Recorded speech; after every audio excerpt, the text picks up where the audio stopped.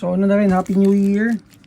Test natin tong Poseidon na P7 non-lethal CO2 powered pistol para kay Sir Errol at saka Carlo.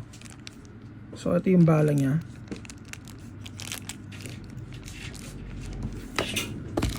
So may kasama na siya out of the box. Ilan yung kasama? 8 pieces, no? So ito. Ang binala namin sa kanila ngayon is dalawa.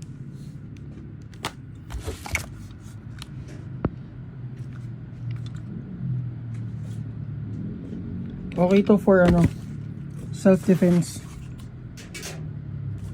I-test natin. Okay, so chrono check. Medyo malakas tong unit na to. Lakas. Nakakabingi. Then isa. Ayun. 679. Then ito yung kay Sir Carlo. Lakas. Ayun, nag 1,000 pa.